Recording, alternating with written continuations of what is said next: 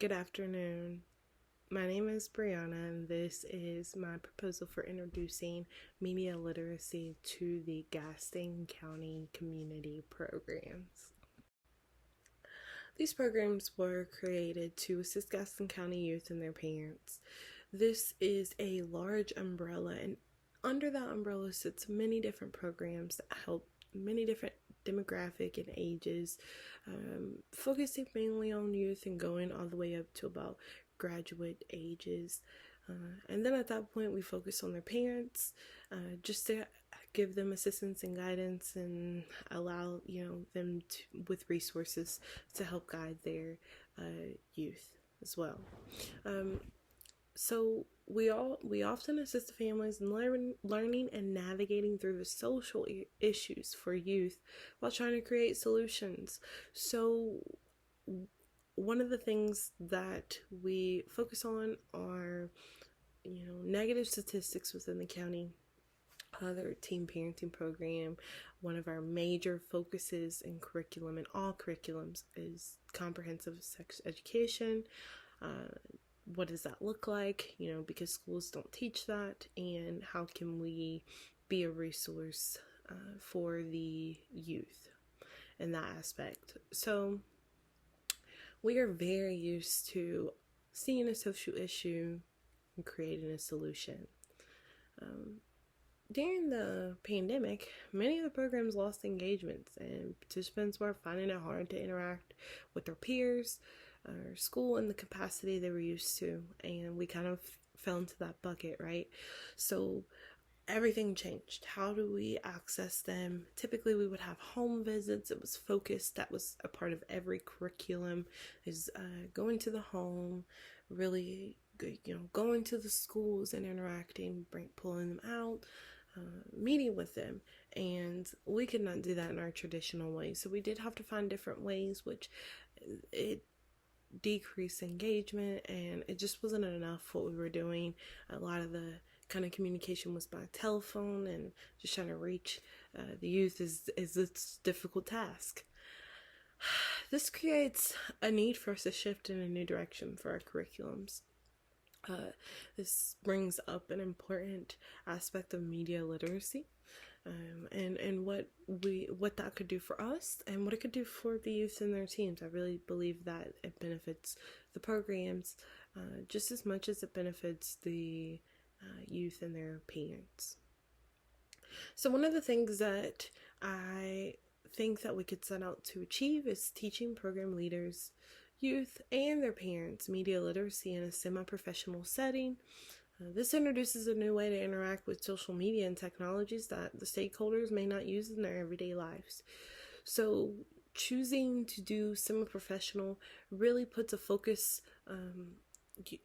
Many people already engage in social medias, and we want to teach them how to do semi-professional. This can assist both youth and their parents when they have to interact with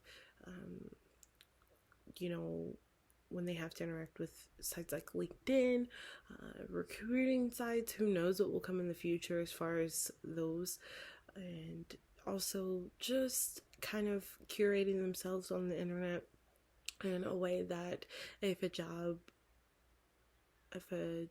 sees their profile, how does that affect it? Or this helps our leaders, because for our leaders, we want to make sure that we are in parameters for the program. They are a representation of us.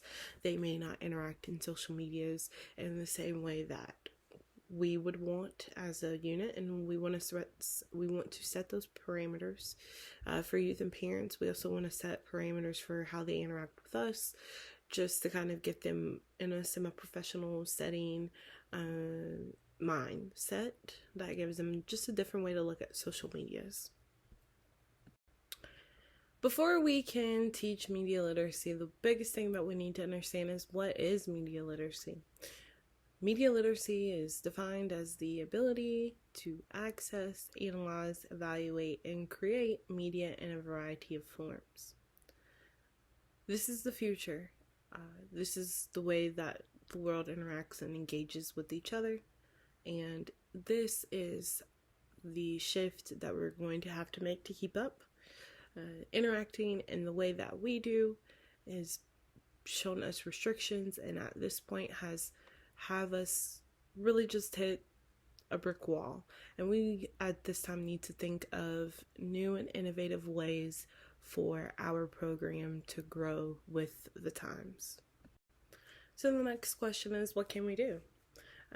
Increasing social engagement using media literacy seems like the first and most obvious way to change this.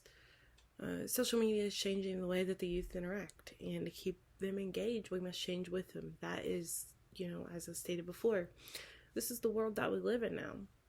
And we do have to change. The program should change as the world changes. And I think the stage in which we are at now is a great opportunity to really start to look at how to become more visible through these social media platforms. That could be a great resource for us. Social media could act as a catalyst to introduce more people to the programs, allow current participants to stay up to date on events, and create a platform to engage. Social media is such a great resource, as I stated earlier, and we could really be using this to check in with our participants, be visible to our participants,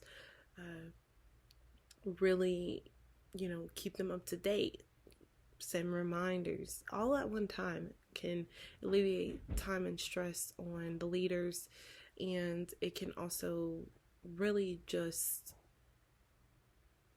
enhance what we're doing already. So the next thing is, how can we do this? The easiest way, I think, for us to begin is by creating a Facebook page to interact with families. Facebook is the most basic platform. This is the easiest one for us to navigate and have access to, and this could be a great starting point for us. We also want to incorporate this into the curriculum of the programs. We want to have, learning about mental health when using social medias, learning about how to present yourself in professional, semi-professional ways using social media, and how to use semi-professional verbiage or professional. We want to bring an array of knowledge and incorporate it into the curriculum that we already have, and this will change and update the curriculum that we use to incorporate really things that are happening right now in the times. And then another thing that I think is very important is setting a long-term goal. I would be amiss if I did not mention access being an issue. And what we do is create solutions. Our goal is to really broaden this, and how can we assist the community. Setting a long-term goal to increase access to media literacy by 25% within the next 5 years really puts us at a target and sets a goal for us, just to kind of check in with ourselves later and see if we've done the work, see if we have, invested the time that it would take to get this done. And lastly, but not least, what we need to remember, the leaders must have parameters set forth in which to engage and interact on social media and technology.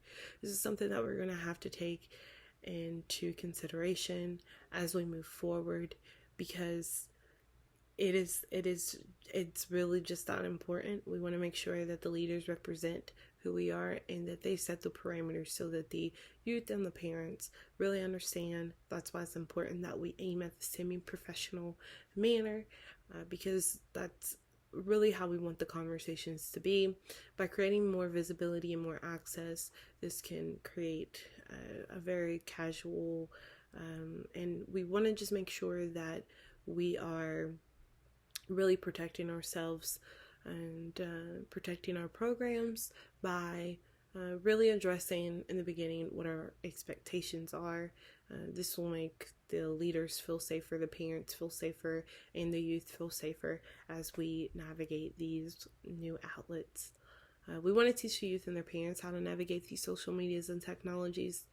We want to make sure that we are addressing, like I said, mental health, semi-professional, teaching parents these are the sites, these are what to look for, so that they can be aware and they can really, guide and have conversations with their children.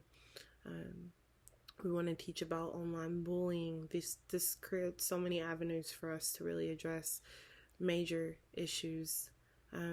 And we want to address the issue of technology, and we would do that with the long-term goal, but we just want to make sure that we are aware that this is, a privilege, and it's not something that is a given, and we want to present it that way and be very flexible and open and available, with the thought that this is a privileged access to technology, and there may be some that don't have that privilege. So thank you so much for your time. I hope that you enjoyed this presentation.